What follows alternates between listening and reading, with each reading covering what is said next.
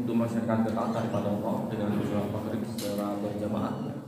Dan insya Allah akan kita lanjutkan dengan kajian ini yang biasanya kita belajar tentang sirah nabawiyah, karena beliau Ustaz Wirang dari baru sedang uzur di safar, sehingga kita ganti dengan kajian tematik yang insya Allah akan bersama oleh Ustaz Hanif Muslim hafizahullah ta'ala.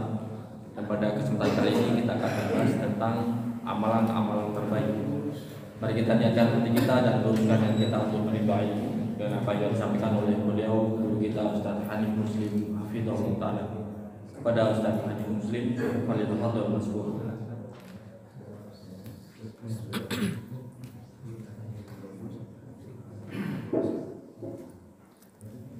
Bismillah.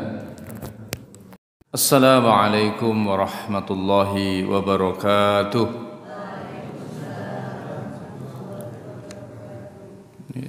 Jawab salamnya kompak yang belakang. Iya. Maklum. Assalamualaikum warahmatullahi wabarakatuh. Nah, ini baru berimbang. Alhamdulillahi ala ihsanih wa syukru lahu ala taufiqihi wa amtinanih. Asyhadu an la ilaha illallah wahdahu la syarika lah ta'ziman li sya'nih. Wa asyhadu anna Muhammadan abduhu wa rasuluhu ad-da'iya ila ridwanih. Allahumma salli alaihi wa ala alihi wa ashabihi wa ikhwanih. وقد قال الله تعالى في كتابه الكريم يا أيها الذين آمنوا اتقوا الله حق تقاته ولا تموتن إلا وأنتم مسلمون رب اشرح لي صدري ويسر لي أمري واحلل عقدة من لساني يفقه قولي أما بعد. Kepada bapak-bapak, ibu-ibu jamaah Masjid Surau Ageng Al-Fatah yang semoga pada malam hari ini kita semua diridhoi dan dirahmati oleh Allah Subhanahu wa taala. Yang pertama tentunya kita sangat bersyukur karena pada sore hari ini Allah limpahi kepada kita semua nikmat yang sangat banyak. Ya, nikmat aman ya. Sehingga kita bisa mencari nafkah dengan bebas, bisa beribadah dengan leluasa tanpa ada gangguan apapun. Nikmat sehatnya badan sehingga kita bisa hadir pengajian sore hari ini ya. Sehatnya kita beda-beda sesuai dengan usia kita tentunya ya. Ada yang sehatnya kita dengan leyeh-leyeh, maklum sudah 50 tahun ke atas. Kalau yang masih gagah leyeh-leyeh ya itu dipertanyakan, kurang olahraga. Kemudian Allah kasih kepada kita rizki ya. Tadi panjenengan semua bisa buka bersama. Masya Allah, itu adalah rizki yang sumber semua nikmat adalah dari Allah Ta'ala. Tentu nikmat yang paling agung adalah nikmat Islam dan iman ya. Nikmat yang paling besar yang tidak ada harganya adalah Islam dan iman. Harganya berapa Bapak Ibu sekalian? Berapa harganya? Tidak ternilai harganya. Contoh, Mas Reza, mau nggak saya bayar 1 miliar tidak sholat subuh sekali saja? Mau nggak? Nggak mau kan? Iya, berarti punya iman dan Islam ini. Yang harganya lebih mahal dari harga 1 miliar. Kalau mau juga saya nggak punya uang. Ya, karena orang-orang di luar sana banyak sekali yang tidak sholat padahal nggak dikasih apa-apa ya. Nggak dapat apa-apa, nggak mau sholat ya. Karena apa? Karena tidak mendapatkan nikmat Islam dan iman yang harganya luar biasa. Oleh karena itu semoga kita semua istiqomah di atas Islam dan iman sampai akhir hayat menghadap kepada Allah dalam keadaan di atas Islam dan iman. Bapak Ibu sekalian yang kami hormati, pada sore hari ini saya akan menyampaikan amalan-amalan yang menjadikan kita menjadi insan yang terbaik di hadapan Allah Subhanahu wa taala. Ya, saya nukil dari makalah yang ditulis oleh Syekh Profesor Dr. Abdul Razak bin Abdul Muhsin Al-Badr ya. Ada 10 amalan. Nanti saya bacakan satu persatu, jika tidak selesai semoga bisa bersambung di episode yang lainnya jika dikasih umur dan waktu. Namun saya perlu membacakan di sini ya, sebuah kaidah di dalam beramal. Jadi panjenengan Bapak Ibu semua mau beramal apapun ya bentuknya, maka hendaknya tidak boleh lepas dari 4 perkara ini, sebagaimana yang disampaikan oleh Imam Ahmad bin Hanbal rahimahullah ya di dalam kitab Al-Mukhtasar fi Jami' Al-Ulum wal Hikam ya. Perkataan beliau dinukil di sini, wa an al-Imam Ahmad qala usulul Islami ala salasati ahaditsa ya. Sesungguhnya pokok-pokok di dalam berislam itu pedomannya ada pada 3 hadis. Ada pada 3 hadis ini. Nanti ada tambahan 1 dari ulama yang lain. Pedomannya apa di dalam beramal? Yang pertama adalah hadisu Umar, hadis Umar. Maksudnya apa itu hadis Umar? Hadis Umar yang artinya, yang bunyinya al-a'malu bin niyati, innamal a'malu bin niyati. Jadi pesannya Imam Ahmad, kalau kita mau beramal maka hendaknya perhatikan niat kita. Itu usulul Islam, kaidah-kaidah di dalam beramal. Apa itu niat? Yaitu yang ada di dalam hati. Motivasinya apa? Tujuannya apa? Bapak-bapak, Ibu semua duduk di sini sore hari ini tujuannya apa? Itu yang akan didapatkan ya. Tujuannya cari ilmu, tujuannya berzikir kepada Allah Ta'ala, tujuannya buka bersama, tujuannya liqa dengan ikhwah ya, tujuannya nanti bisa salaman dengan ustadz, insyaallah. Tujuannya macam-macam, bisa dijamak jadi satu ya. Niat di awal, di saat beribadah, dan di akhir ibadah harus benar. Bagaimana niat yang benar? Turidu thawabal akhirah wa tarju ridallah. Niat yang benar dalam ibadah itu apabila keinginannya, motifnya, modusnya adalah murni mencari pahala di sisi Allah, murni mencari ridho Allah subhanahu wa ta'ala. Tidak ada motif-motif dunia apapun. Semakin murni semakin besar pahalanya. Semakin tidak murni bisa mengurangi pahala. Sampai dominan niatnya tidak akhirat, tidak mencari ridho Allah, maka ibadah itu akan bisa hapus pahalanya. Ya. Jadi kalau orang beribadah itu niatnya untuk kepentingan akhirat, maka itu benar.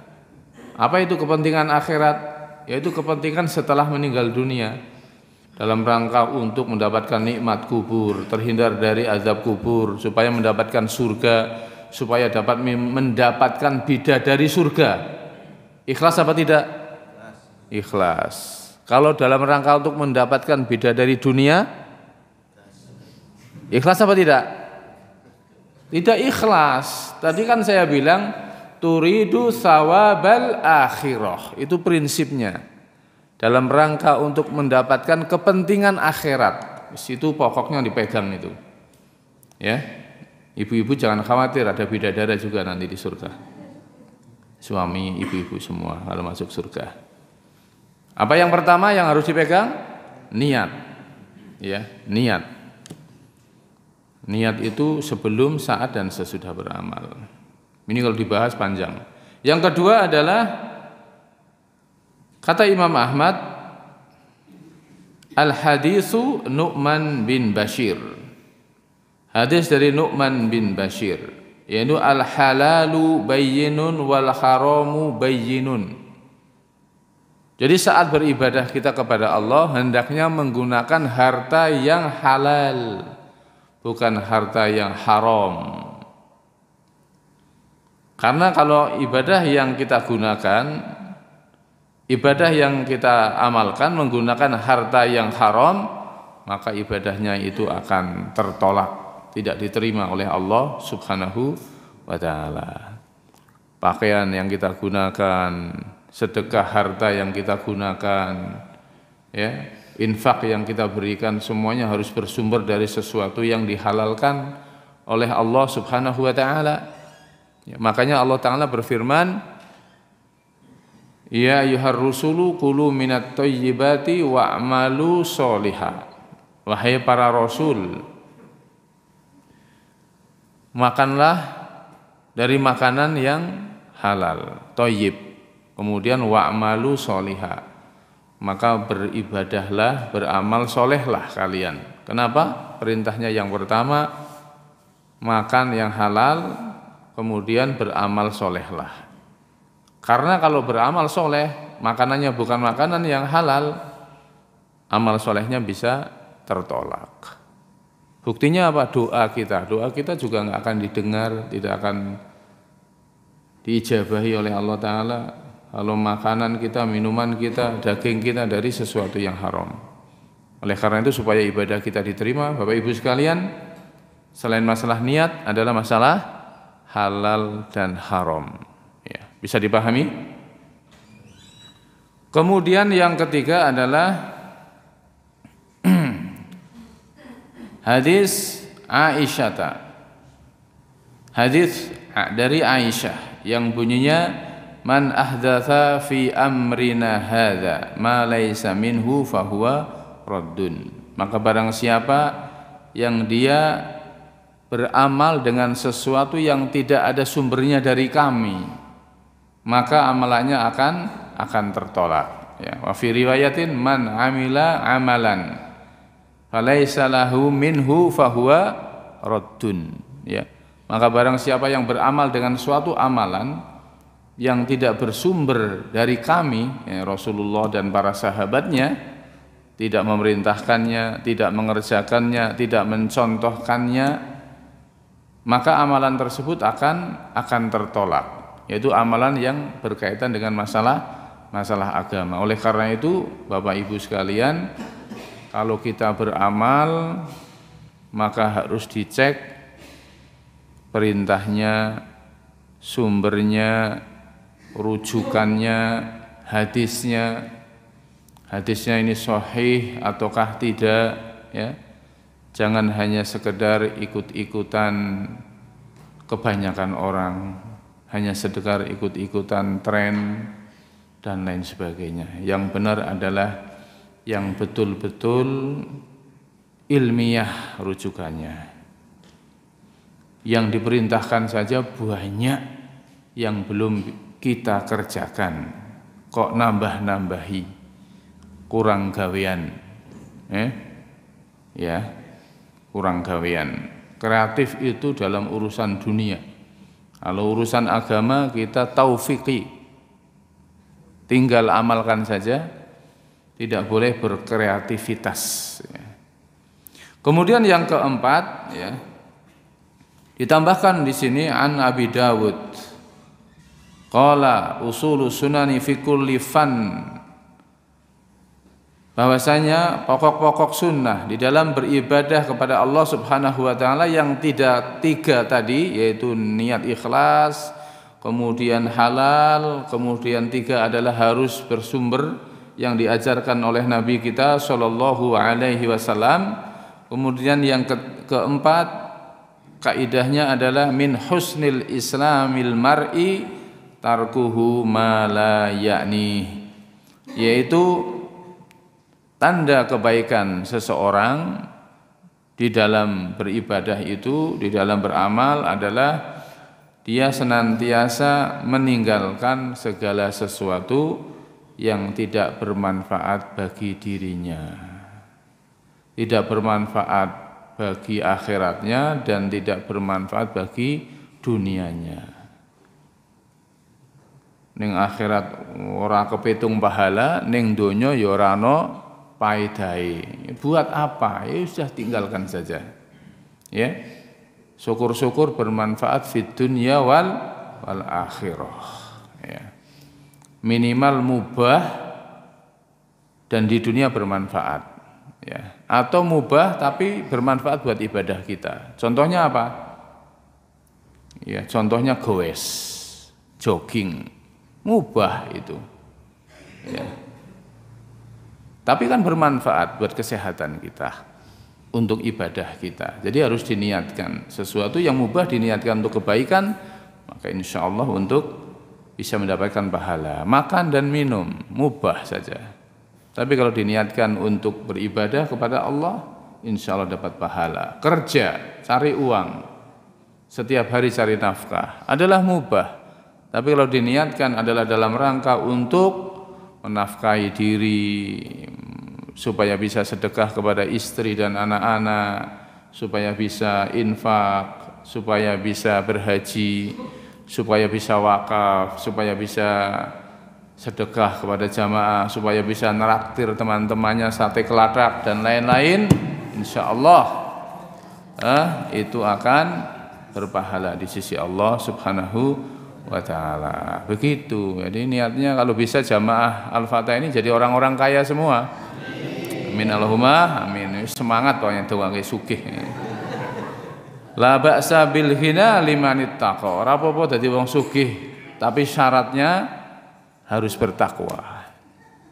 Kalau enggak bertakwa sugih wis akeh banget itu. Kalau kaya dan takwa wis jempolan insyaallah.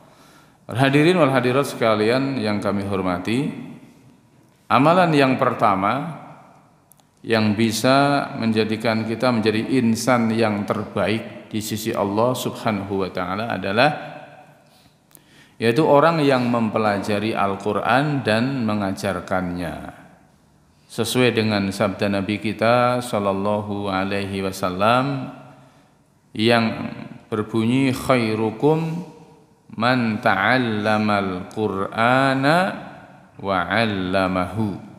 Sebaik-baik kalian adalah orang-orang yang mempelajari Al-Qur'an dan yang mengajarkannya. Ya. Mempelajari Al-Qur'an, segala sesuatu ilmu yang bersumber dari Qur'an.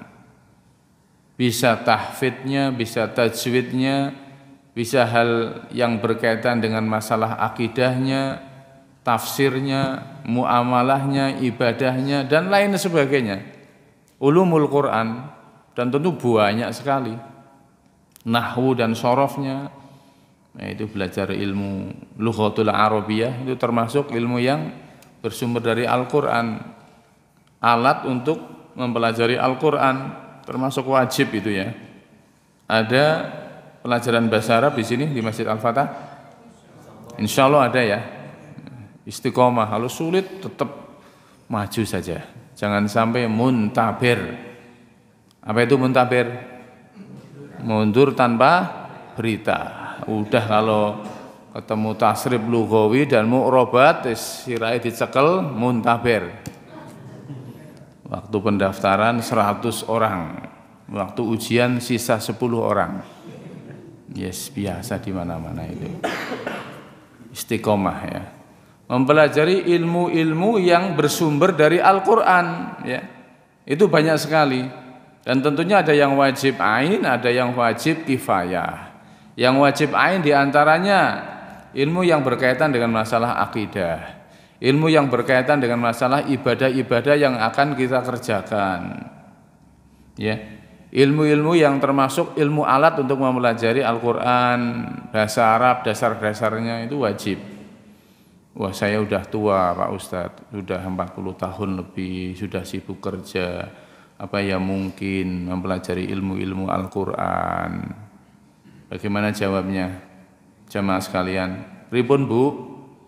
Saya sudah sibuk belanja Pak Ustadz, sibuk ngurusi suami, sibuk ngurusi istri, sibuk ngurusi anak, selusin anak saya Pak Ustadz.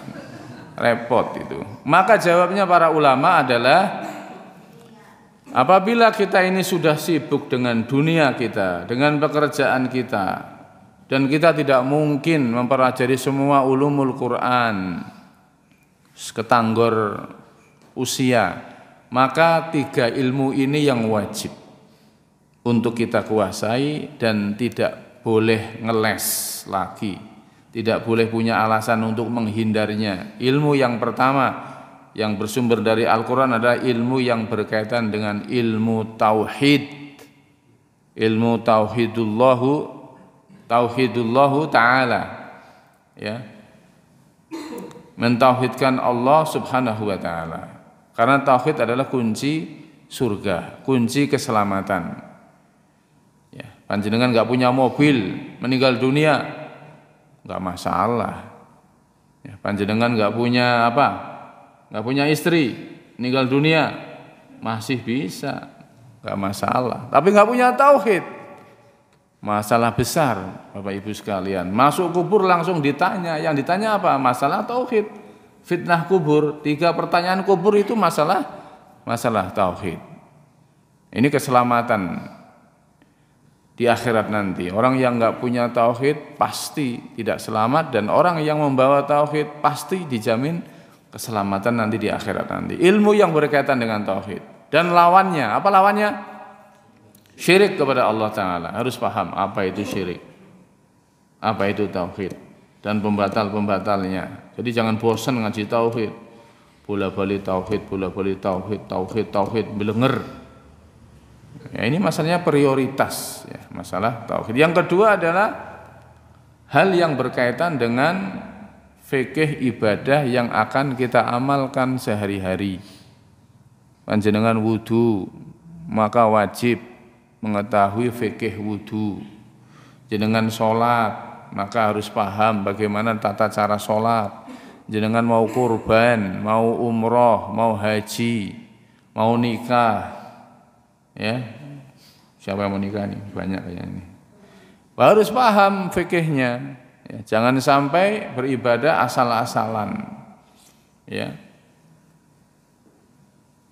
Kemudian yang ketiga adalah yang bersumber dari Al-Quran adalah akhlak dan muamalah. Muamalah dengan manusia, dengan keluarga, dengan tetangga, dengan orang lain. Karena setiap hari kita bermuamalah. Maka 3 ilmu ini harus setiap insan, bapak-bapak, ibu-ibu, usianya berapapun, harus paham masalah ini. Mau masuk toilet aja ada fikihnya, ada adabnya. Makan ada adabnya, ya. Maka harus kita paham masalah itu. Oleh karena itu ibu-ibu, bapak sekalian, orang yang mempelajari Al-Quran kemudian mengajarkannya itu menjadi insan yang terbaik di sisi Allah Subhanahu wa Ta'ala. Oleh karena itu ambillah peran di dalam proyek amal ibadah ini. Kalau panjenengan, saya sudah mentok Pak Ustadz, tidak bisa mengajarkan Al-Quran, ya minimal mengajarkan Al-Fatihah kepada anak turun kita, mengajarkan bagaimana cara mereka itu membaca Al-Quran. Ibu-ibu, putra putri ini pun maos Al-Fatihah, yang ngajari ustazah nopo ibu-ibu? Mbah, hebat tenan ini. Ustazah kabeh aja-aja iki jamaah Al-Fatihah iki. Saestu nggih ibu niku nggih? Estu nggih? Masya Allah. Itu termasuk ibu-ibu ambil bagian dari mengajarkan Al-Quran. Dan besok Al-Fatihah itu akan dibaca terus sampai anak turun ibu di usia tua. Itu pahalanya luar biasa. Syukur-syukur bisa mengajarkan anak kita membaca Al-Quran, ya. Membaca Al-Quran siapa yang ngajar ibu-ibu? Ustazah atau ibu-ibu? Ustazah, ibu-ibu. Nah, mulai khilaf ini. Perbedaan pendapat ini. Al-Fatihah masih kompak ibu-ibu. Ngajari membaca Al-Quran kalau bisa ibu-ibu sendiri. Ya kalau bisa ibu-ibu sendiri, jangan dipasrahkan kepada ustazah. Nanti kalau pendalaman masalah tahsin, tajwid, bahasa Arab, doa-doa, wirid-wirid dan adab-adab ilmu pengetahuan yang lain silahkan disekolahkan. Tapi kalau bisa Al-Fatihah, ngajari baca Al-Quran, adab-adab sehari-hari, kita sendiri sebagai orang tua yang mengajarkannya. Coba bayangkan kalau anak kita 12, cucu kita 24, kita semua yang ngajar, ya. Kita semua yang ngajar. Kita semua jadi ustadzah. Ibu plus ustadzah. Masya Allah, itu luar biasa pahalanya. Sampai kita meninggal dunia, amal jariahnya masih terus mengalir. Oleh karena itu bapak-bapak ini, mas-mas yang belum nikah, besok kalau nikah cari akhwat yang berprofesi guru TK atau guru PAUD. Nah, itu luar biasa itu. Pahalanya banyak, jangan sepelekan. Cari yang wanita karir, naudzubillah min dzalik. Itu cari ibu guru-guru PAUD dan TK itu, pahalanya luar biasa. Muallimul Quran. Itu pahalanya banyak. Jangan dianggap sepele itu, masya Allah. Ini makhluk yang disampaikan oleh pripun? Masya Allah. Cukup ya? Satu aja sudah cukup. Sudah luar biasa itu. Nanti ada temannya yang masih guru PAUD belum nikah, biar yang jomblo-jomblo dulu. Ini kode ini kayaknya.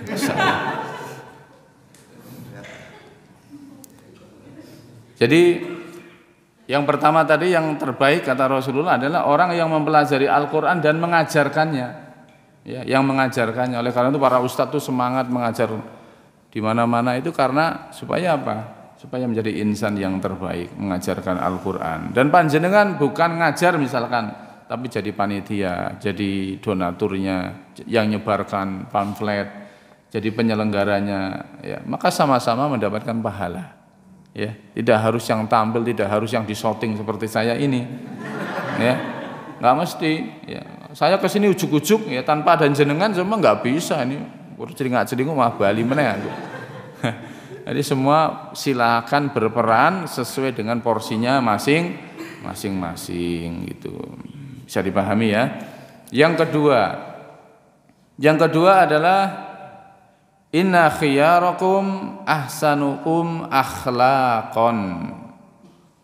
Yang terbaik, sesungguhnya yang terbaik, ya, di antara kalian adalah orang yang paling baik akhlaknya. Ya, tadi yang pertama yang mempelajari Al-Quran dan mengajarkannya.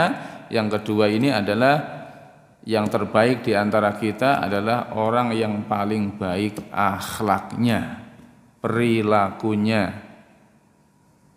karakternya, sopan santunnya dan lain-lain sebagainya. Ya. Jadi kalau sudah ngaji jangan tambah sangar. Harus lebih ramah, harus lebih santun, harus lebih berakhlak, terutama kepada siapa? Kepada orang tua, kepada istri kepada suami, kepada anak-anak, kepada tetangga. Jangan sampai kebalik kayak wong bahasan ngaji kok penampilannya cingkrang jenggoten sangar ora tau guyu. Medeni. Wah, ini gagal paham ngajinya seperti itu. Harusnya lebih murah senyum. Baru ngaji orang tuanya disesat-sesatkan. Wis kabeh sesat Pak yang diamalke bapak ini. Suara bener sing bener nih. Astagfirullahaladzim. Bapaknya ya yang didik sejak kecil kaget seperti itu, ya. Jangan seperti itu. Harus lebih baik akhlaknya. Itu dakwah dengan perilaku itu lebih berpengaruh daripada dengan kata-kata. Lalu apa itu akhlak? Para hadirin sekalian yang kami hormati, akhlak kata para ulama di antaranya Al-Imam Ibnu Rajab Al-Hambali. Beliau mengatakan akhlak adalah badlun nadza wa kafful adza wa ihtimalul adza. Ada tiga tingkatan akhlak. Yang pertama badlun nadza, yaitu kita senantiasa berusaha menyenangkan orang lain. Menyenangkan orang lain, hatinya dibuat gembira. Bapak ibunya dibuat senang, istrinya dibuat senang, ditambahi transferannya, ya, dipijeti gitu. Masya Allah. Teman-temannya ditraktir sate kelatra, ya. Jamaah Al-Fatah setelah ngaji nanti insya Allah saya traktir bakso. Senang apa tidak? Itu akhlak. Contohnya saja itu. Contoh. Jadi akhlak intinya yang pertama idkhalus surur fi qalbi akhihi. Menjadikan saudara kita itu senang hatinya dengan segala sesuatu yang dihalalkan oleh Allah Ta'ala. Ibu-ibu contoh akhlak yang baik. Bila suaminya pulang dari kerja, ngantor, ngojek dan sebagainya, pulang rumah dibukain pintu. Ya, dibukain pintu, kasih senyum. Ditanya, "Mas, capek ya? Mau apa? Susu, kopi, teh? Atau mau saya tak pijeti?" Itu akhlak yang baik, ya. Jangan sampai sudah enggak dibukain pintu, basan melebu, bali ini telat terus. Orang enggak apa-apa meneh. Waduh, peloroi meneh. Wa astaghfirullahaladzim. Itu bukan akhlak namanya. Menyenangkan orang lain di dunia nyata maupun di dunia maya. Dan terutama yang kita senangkan adalah yang paling utama siapa? Orang paling dekatnya kita. Orang tua kita, ya. Bagi ibu-ibu, suami kita yang paling utama. Kemudian yang kedua, badlun adza wa kafful adza. Yaitu sebaliknya, tidak menjadikan orang lain itu sakit hati, terlukai, baik dengan lisan kita ataupun tangan kita, ya. Lisan kita jangan sampai melukai orang lain, menyakiti orang lain, membuli orang lain, merendahkan orang lain, menfitnah orang lain, menghibah orang lain, ya. Apalagi menyakiti suami kita, Masya Allah. Kalau bisa kata-katanya ibu yang lembut di hadapan suami, jangan kalah dengan lembutnya Satpam BCA kepada para nasabahnya. Selamat pagi Bapak, ada yang bisa saya bantu, silakan gitu. Ya itu Satpam BCA, Bu. Bagaimana seorang istri pada suami? Tentunya harus lebih lembut lagi. Bisa apa tidak ibu-ibu? Cuman 3 yang insya Allah. Yang lain nggak tahu kemana itu. Yang ketiga, akhlak yang baik itu adalah wahtimalul adza, yaitu apabila orang lain menyakiti kita, melukai kita dengan lisannya, mungkin juga dengan tangannya, kita ini sebenarnya mampu untuk membalasnya. Lawang kita ini fighter, ya, kita ini ikut kickboxing. Lah kok diantem wong itu, sajane diantem pisan yang geletak gitu. Tapi kita memilih sabar, tidak emosi, menahan diri dan tidak membalasnya. Bisa apa enggak ini? Insya Allah. Saya juga cuma menyampaikan ini Pak. Masalah mengamalkan urusan nanti di belakang, ya. Pokoknya begitu yang benar lah. Pokoknya kadang-kadang juga saya astagfirullah, wong cuma disenggol baret sidik koyo arep itu astagfirullah. Jadi ingat, saya juga menasihati diri saya sendiri ini. Masya Allah, begitu akhlak yang baik. Ada 3 tingkatan. Apa yang pertama tadi? Membuat orang lain senang. Contohnya apa? Neraktir teman. Yang kedua, tidak menyakiti orang lain, ya. Tidak menyakiti orang lain. Yang ketiga, jika disakiti tidak membalasnya padahal kita mampu. Wis wangel yang nomor 3 kuwi. Ya. Bapak Ibu sekalian yang kami hormati, dalam suatu riwayat Nabi kita Shallallahu alaihi wasallam bersabda tentang keutamaan orang yang mempunyai akhlak yang baik. Innal 'abda liyablughu bi husni khuluqihi azima darajatil akhirah wa syarfal manazil wa innahu la dha'iful ibadah. Coba bayangkan Bapak Ibu sekalian, terkadang seorang hamba ini, ya, dia mendapatkan derajat yang tinggi nanti di akhirat. Derajat yang tinggi artinya surganya itu yang paling atas dan kedudukan yang mulia. Karena apa? Karena akhlak baiknya itu loh. Padahal seorang hamba tersebut ibadahnya itu biasa-biasa saja. Bahkan kata Rasulullah, wa innahu la dhaiful ibadah. Bahkan ibadahnya itu dhaif, lemah. Ya. Tapi bisa masuk surga yang tinggi, masya Allah. Sebabnya karena perilakunya baik, luar biasa, nggak pernah nyakiti orang, suka neraktir orang, masya Allah. Sudah neraktir belum hari ini mas? Belum ya? Besok ya?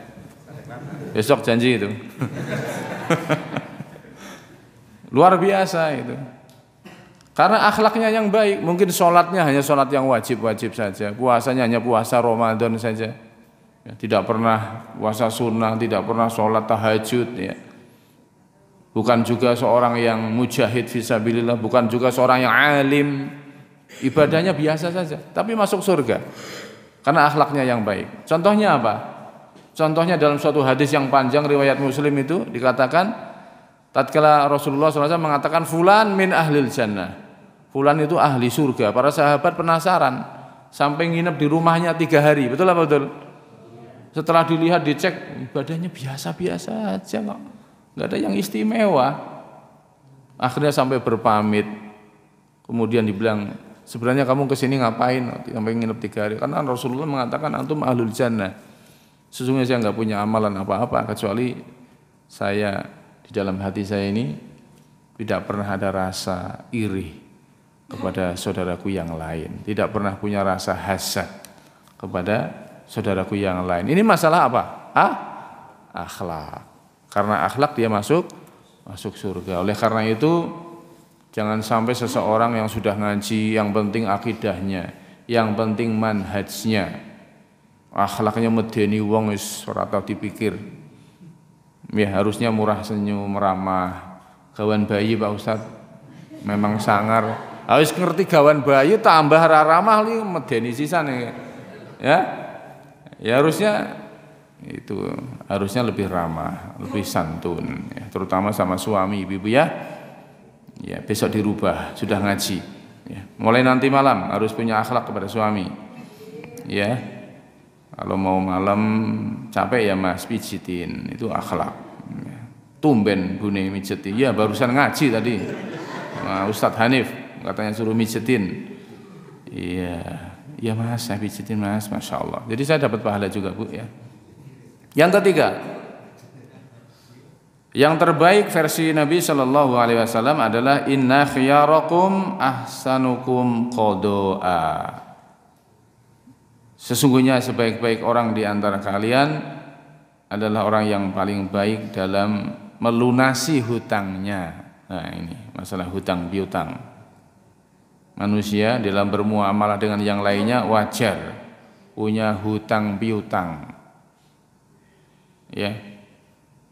Tidak diharamkan hutang. Yang penting faham adab-adabnya. Apa adab-adab berhutang? Yang pertama,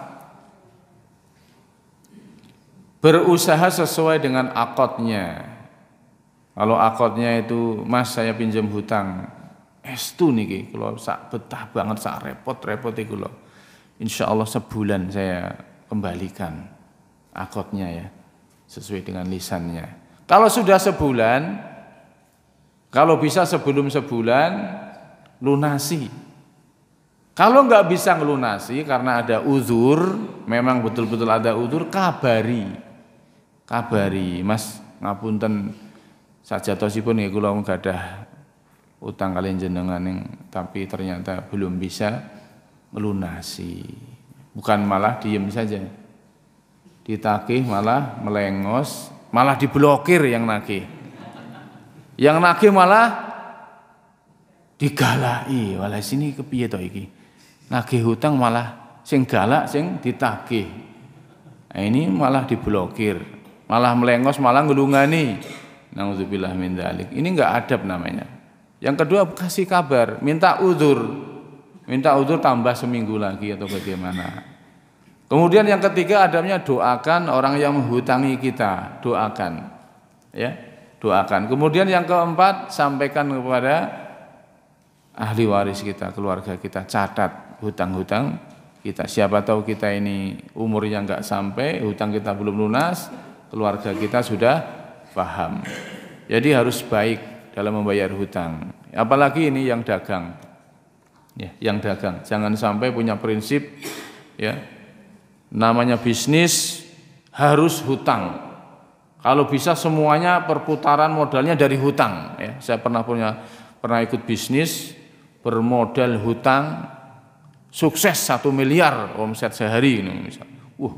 Edian tenan judulnya itu. Astagfirullahaladzim. Jadi prinsip mereka itu hutang. Hutangnya apalagi dari muamalah ribawiyah. Kalau bisa kita kalau memang bisa mampu bayar hutang, bayar. Walaupun dikasih pinjaman, ya, pinjaman kain, wis mas pokoknya kain saya pakai saja sana. Bayarnya nanti setelah lebaran. Ya, karena sudah dipercaya orang. Kalau bisa bayar, ya bayar aja. Biasanya orang kalau bayarnya gampang, payune kepenak, Bapak Ibu sekalian. Ya. Kalau kita ini enak bayar hutang, insya Allah jualan kita juga akan diperlakukan yang sama pembeli kita. Ya. Kalau kita gampang utang, ngulur-ngulur utang, ngemplang utang, dagangannya juga akan sulit ya seperti itu. Oleh karena itu ini siapa yang punya hutang hendaknya baik-baik dalam membayar hutang. Satu lagi, ini adzan benar apa enggak itu? Benar ya, Masya Allah. Yang keempat, 5 menit lagi ya. Orang yang paling diharapkan kebaikannya dan orang lain pun merasa aman dari kejelekan kita. Khairukum man yurja khairahu wa yu'man sarruhu. Sebaik-baik kalian adalah orang yang diharapkan kebaikannya dan orang lain pun merasa aman dari kejelekan kita. Kalau orang lain dekat dengan kita, Masya Allah, kecipratan baiknya dari lisannya, dari tutur kata kita senantiasa mengingatkan, menasihati, jadi semangat beribadah. Saya kalau bergaul dengan Mas Reza, Masya Allah, saya jadi semangat beribadah. Jadi ingat akhirat, jadi ingat ngaji, Masya Allah. Saya kalau bergaul dengan Mas Aan, Grand Rohan, Masya Allah, selalu diajak makan siang, Masya Allah. Selalu dirindukan seperti itu. Kebaikannya nyiprat kepada kita, ya. Insya Allah. Kalau jauh dari kita merindu padanya. Jangan sampai sebaliknya. Kalau kita bergaul sama si fulan, waduh ya Allah, omongannya itu ghibah orang terus. Omongannya tinggi, tahu nggak tinggi? Sombong itu. Ya, sombong. Dan kejelekan terus yang diomongkan. Orang mukmin, orang yang senantiasa menulari kebaikan dan dirindukan apabila jauh dari kawan-kawannya. Yang kelima, yang terakhir, separuh saja ya. Nanti yang 5 yang lainnya insya Allah tahun depan ya, insya Allah. Ini sudah Muharram kok tahun depan ya, bulan depan maksudnya. Yang kelima adalah orang yang paling baik di antara kalian adalah khairukum li ahli. Nah ini, sebaik-baik kalian adalah bukan ustadz, bukan imam, bukan panitia kajian. Itu hanya sebutan-sebutan di antara manusia. Sebaik-baik kalian adalah yang baik menurut keluarga kalian ya. Walaupun sampean disebut ustadz, disebut orang alim, Pak Haji, tapi kalau istri kalian mengatakan, wah suami saya pelit, remuk sampean, wis pokoknya hancur ya. Karena barometer kebaikan itu versi keluarga kita, bukan versi follower, versi netizen ya. Bukan, tapi istri kita. Kalau istri dan anak-anak kita mengatakan kita ini baik, berarti jempolan betul. Ya. Karena mereka yang mengetahui 24 jam kegiatan kita di rumah. Oleh karena itu, kata Rasulullah, khairukum li ahli wa ana khairukum li ahli. Sebaik-baik kalian yang sesungguhnya adalah yang paling baik terhadap keluarganya. Oleh karena itu, jangan sampai kita semua baik sama customer, sama buyer, sama kawan, tapi sama istri kayak preman. Ini orang manut neraka kowe. Astagfirullahaladzim. Wong pengajian kok ngono kuwi, ngaji ning ndi? Gagal paham. Sama istri ya kasih waktu di rumah, jangan HP-an terus di rumah. ngomong dari hati ke hati, minum bareng kayak gitu ya, saling pijit-pijitan, mandi bareng kayak gitu ya. Dulu mandi bareng, sekarang ya wis tuwa isin kolo-kolo wae. Demikian jamaah sekalian yang kami hormati, karena keterbatasan waktu, 5 hadis yang versi Rasulullah SAW sebagai insan terbaik. Semoga Allah Subhanahu wa taala mudahkan kepada kita semua menjadi insan-insan yang terbaik di hadapan Allah Subhanahu wa taala. Kita tutup dengan doa kafaratul majlis. Subhanakallahumma wa bihamdika asyhadu an la ilaha illa anta astaghfiruka wa atubu ilaik.